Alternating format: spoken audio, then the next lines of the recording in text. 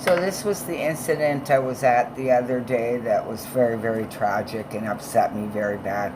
And I think there's some big cognitive dissonance that nobody's blaming the bear macer that started the chain of events that caused this guy to die.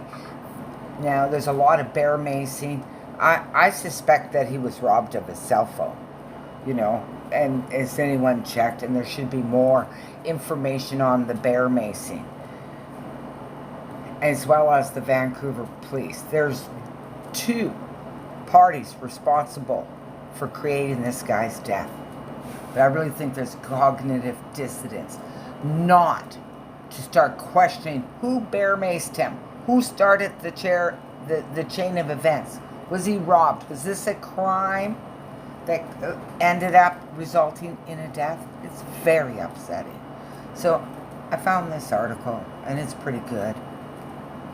They said they were going to open fire, and then they just did it suddenly 6 times. One man is dead on the downtown east side after a confrontation with Vancouver Police. I call those the death tents. They popped up around the time of the pandemic. The incident fueling tensions between area residents and officers. About 2 weeks after accusations of police brutality on the day tents on East. So now they've just admitted, because we have these street poopers on hard drugs in our frickin' tents and criminals coming from other neighborhoods, Burnaby and Surrey, with guns and weapons, That's why he's dead, because Mayor Stewie didn't protect this neighborhood properly? Oh my God, I see a lawsuit. Hastings Street were cleared. Yet a man in distress was supposed to have a visit with his daughter this morning. He got maced, looking for help, had milk in his hand, and they killed him. The Vancouver Police Department says officers were called to the area of East Hastings and Dunleavy Avenue just before 8 a.m. Monday after a man was seen acting erratically. There was an interaction between that man and the officers. He was taken into custody, and after he was taken into custody, he did go into medical distress. Police say first responders tried to revive the man. A victim taken into custody. Maybe I was lucky that the Vancouver Police didn't show up at my incident that I'm still healing from. Psychologically, emotionally, and physically. But there's still, what's going to happen to the person that started the chain of events? That's the bear macer. And if you are watching this, bear macer, turn yourself in. But he did not survive. On the streets, a different story. Witnesses telling City News the man was screaming because he had been bear maced, that he ran around the area seeking help and was directed to a corner store where he was given milk to douse himself in. Nothing was wrong with him, he was bear maced. He wasn't bothering anybody, he wasn't hurting anybody, he wasn't stepping on anybody's belongings, nothing. He was just burning, his face was burning, his body was burning.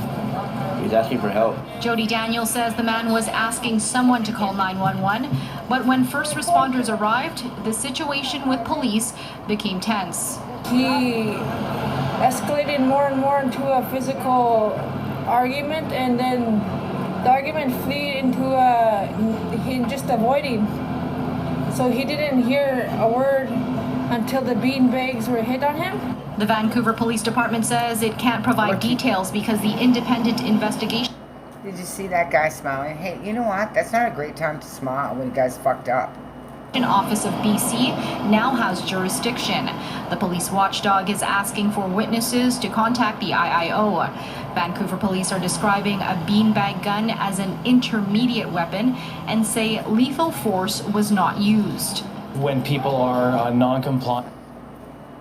I don't want to hear your fucking stupid words, but I will for sake of the other YouTubers. So, still, no mention that this guy was in extreme pain. And the person, was he robbed? Was his cell phone stolen from these street poopers? I mean, I've been almost bear maced a couple times. And then one time I had my little mace out, and I knew my little mace container had no power over the big frickin' bear mace. So, yeah. And I haven't seen any people being prosecuted ever for bear macing. I think it's incredible cognitive dissonance on everyone's part not to look at the bear mace murderer. And that's what I call him, the bear mace murderer. Complicity in getting someone killed. And if he stole his cell phone, if his cell phone's not with him, and he was robbed, that's a crime that led to a death. And of course, I blame the Vancouver Police too. And displaying some sort of violent behavior when it's really inappropriate to use lower levels of force, when verbal commands aren't appropriate or have failed. Oh, that was so painful to listen to.